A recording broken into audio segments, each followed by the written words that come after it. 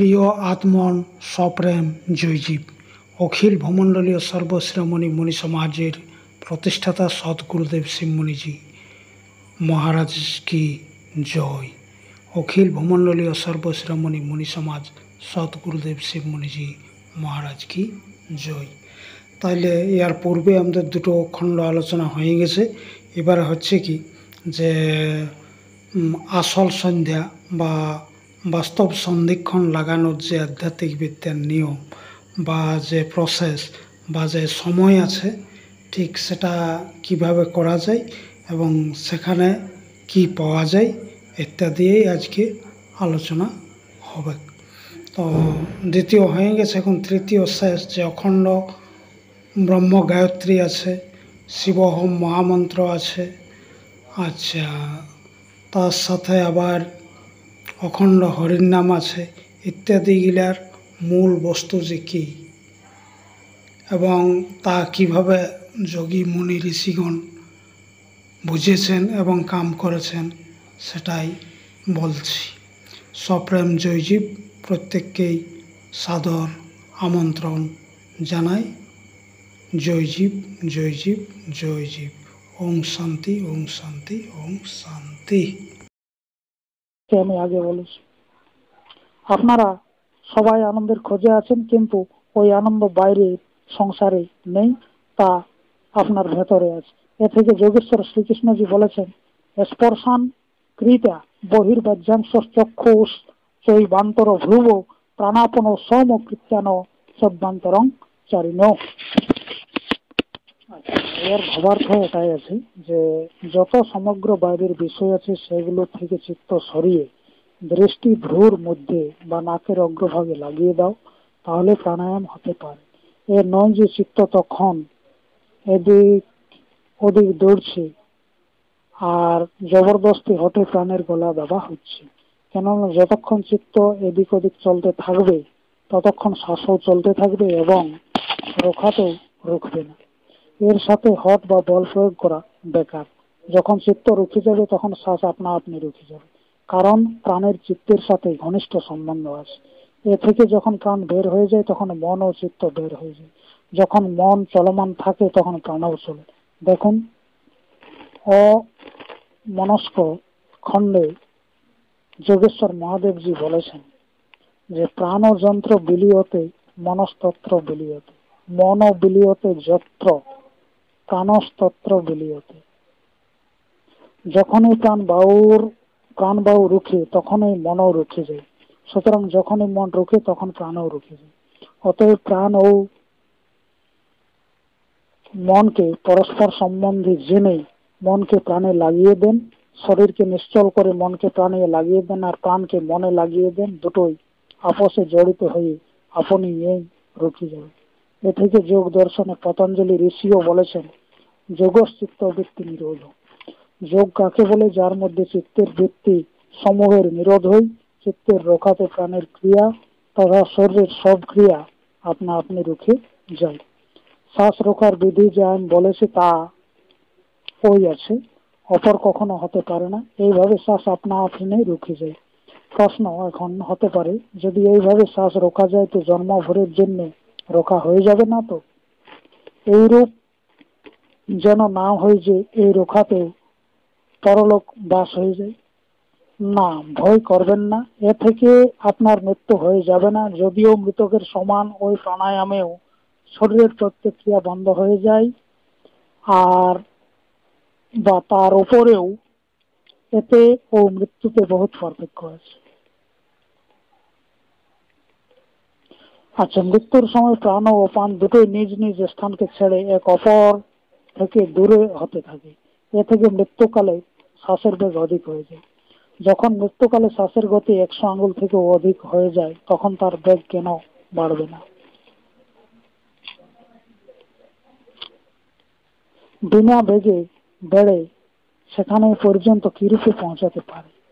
যেমন রবার অনেক বাড়ানোতে ছিঁড়ে যায়, ওইভাবে যখন প্রাণ ও অপানের দূরত্ব অনেক বেড়ে যায়, এক অপর থেকে সম্বন্ধ বা যোগ কেটে যায় আর তখন প্রাণ অপান থেকে কেটে এসে আকাশে বিলীন হয়ে যায়। তখন এই কালকে মৃত্যু বলে। মৃত্যুতে প্রাণ বাইরে বের হয়ে যায়, প্রাণের বের হয়ে যাওয়াতে অপানও বের হয়ে নষ্ট হয়ে যায়।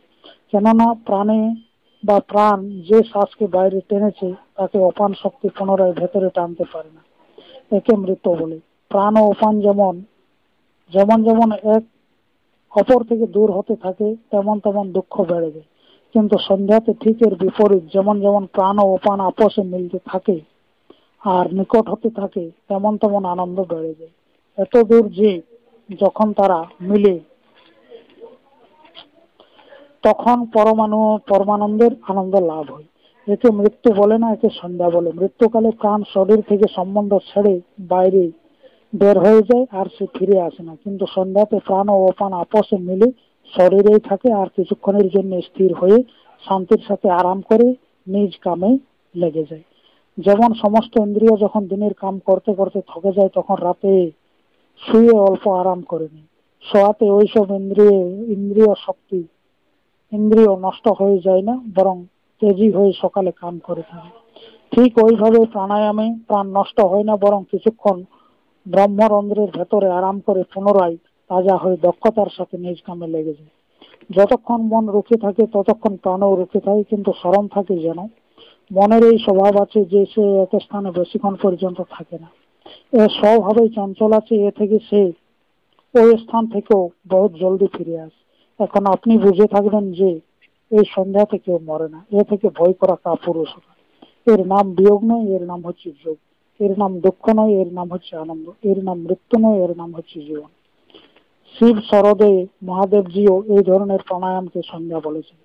অনাদি বা অনাদির বিষম সন্ধির নিরাহার নিরাকুল পরে সুখে বিলিয়তে সা সন্ধ্যা সদি মরুচ্যতে ন সন্ধ্যা সন্ধির বাহু সন্ধির সন্ধির নির্গতে বিষম সন্দিগ্ধ প্রাণ সন্ধিষ্ঠা রুক্ষতে। আচ্ছা, 136 এবং 38 দুটো সূত্র। অনাদি বিষম সন্ধি যা সুষমনা আছে তাতে যখন প্রাণ ও অপান মিলে লাভ হয় বা প্রাপ্ত হয় বা প্রাপ্ত হয়ে থাকে, তার উপর সূক্ষ্ম ব্রহ্মে লীন হয়ে যায়, তখন এই বিলীনতা বা প্রাণ ও অপানের একতাকে সন্ধ্যা বলে। বলে যে এই দিন ও রাত্রির সন্ধিকে সন্ধ্যা বলে না, আর সন্ধ্যাকে বলে না, আর এই সন্ধ্যাকে সন্ধি বলতে পারে। বরং যখন প্রাণ ও অপান মিলে ওই বিষম সন্ধিকে পেয়ে থাকে, ওই সন্ধিকে জানা ব্যক্তি সন্ধি বা সন্ধ্যা বলে, অপরকে নয়। প্রাণ উপাসনায় সন্ধ্যা উপাসনা। প্রশ্ন এখন, যদি কেউ আধ ঘন্টা বা 1 ঘন্টা পর্যন্ত সন্ধ্যা করে সমাধি পর্যন্ত পৌঁছাতে পারে তো তাকে সন্ধ্যা উপাসনা বলবেন কি না? তা থেকে সাধকের কিছু লাভ আছে কি নেই? যদি ভালোভাবে চিত্ত একাগ্র না হওয়ার কারণে সে সমাধি পর্যন্ত বা ওই ব্রহ্মানন্দ পর্যন্ত যেতে না পারে, তবুও সে সন্ধ্যা উপাসনা করেছে। যতক্ষণ চিত্তের স্থিরতা দ্বারা প্রাণ ও উপানকে মেলানোর চেষ্টা করা যায়, অত সময়ের প্রযত্নকেই যোগীগণ সন্ধ্যা উপাসনা বলেন। অতএব এই সন্ধ্যা 8 ঘন্টা থেকে 1 ঘন্টা করা উচিত। কিছুদিনের মধ্যেই এই উপাসনার ফলস্বরূপ ওই তুরীয় অবস্থা বা সমাধি সমাধি ও তুরীয় অবস্থাও দেখার মধ্যে আসবে। এই মাঝখানে আপনার উপাসনা ব্যর্থ যাবে না। এই মাঝখানে বরং সমাধি পর্যন্ত না যেতে পারলেও আপনি নিত্য এই প্রাণায়ামের নিত্য অভ্যাস করাতে আপনার অন্তঃকরণ শুদ্ধ হয়ে যাবে, মন আপনার বশীভূত হতে থাকবে, মস্তিষ্কের শক্তি বেড়ে যাবে, আর খারাপ বাসনাও এভাবে নষ্ট হয়ে যাবে যেভাবে সূর্যের উদয় হওয়াতে অন্ধকার নষ্ট হয়ে যায়। হৃদয় থেকে অজ্ঞানের আবরণ সরে যাবে আর জ্ঞানকারী সূর্যের উদয় হবে। এই উপাসনা থেকে প্রাণের বল বাড়বে, আর প্রাণে বল আসাতে শরীরের সমস্ত রোগ ক্ষীণ হয়ে যাবে। শরীরে যে প্রাণরূপী বায়ু আছে তার বিজ্ঞানতে শরীরে প্রত্যেক রোগ হয়। এই অভ্যাসে প্রাণ ঠিক হয়ে যায়, তাতে কিছু যদি ফরক পড়ে তো তার গতি শুদ্ধ হয়ে যায়। অতএব এই সন্ধ্যা প্রত্যেক মজহবের লোকেদের করা উচিত। মনোবিজ্ঞান ও শরীর বিজ্ঞানের এই কথাকে জানেন যে যে কাম মন লাগিয়ে করা যায় ওই কাম আছে। যারা জলদি জলদি বিনা মন লাগিয়ে ব্যায়াম করে তাদের অত লাভ ব্যায়াম থেকেও হয় না যত হওয়া উচিত। আপনি অল্পই ব্যায়াম করুন, কিন্তু করুন তাতে মন লাগিয়ে। আর এই ভাবনাও করে যান যে আমার বল খুব বাড়ছে, তাহলে এই ব্যায়াম অধিক লাভদায়ী হবে। যেহেতু এই ব্যায়াম আছে ওইভাবে শ্বাসে বিনা চিত্ত লাগিয়ে যে আপনি শ্বাস নেন ওই শ্বাস নয়। যদি নিত্য 8 ঘন্টাও নিশ্চল হয়ে এই শ্বাসে চিত্ত লাগিয়ে দেন তো আপনার শ্বাসও অত্যন্ত পুষ্ট হবে। আপনার শ্বাস নেওয়া বলা যাবে। দৌড়লে শ্বাস অধিক বেগে চলে, ঠিক এইভাবে যেমন যেমন আপনি নিশ্চল হয়ে যায় তেমন তেমন শ্বাসের বেগও কম হয়ে যায়। সুতরাং একদম নিশ্চিত হলে শ্বাস একদম রুখে যায়। শ্বাসের এই বিজ্ঞান যা অত্যন্ত সুগম আছে তাকেও আমি প্রকাশ করে দিয়েছি। অজপা জপ এবং ব্রহ্ম গায়ত্রী বা গায়ত্রী ব্রহ্ম গায়ত্রীও বলা যায়। এই প্রাণোপাসনার সময় যখন আপনি শ্বাসের দিকে ধ্যান দিবেন তখন এক মন্ত্রও শোনা যাবে যে এই আমিকে বা আত্মাকে বাতলে দেই, যে এই আমি তুচ্ছ নয়, ব্রহ্ম আছে। এ থেকে এই মন্ত্রকে ব্রহ্ম গায়ত্রীও বলে। সাধনকালে এই প্রাণ সৌ বলে ভেতরে যায় আর অহম বলে বাইরে বের হয়। এভাবে প্রাণের গতির সাথে সাথে সোহম সোহম হতে থাকে। একে কিছু লোক অজপা জপ ও কিছু লোক ব্রহ্ম গায়ত্রী বলে। এই ব্রহ্ম গায়ত্রীর মন্ত্রের জপের বহুত বড় মহিমা আছে। এর পুরোপুরি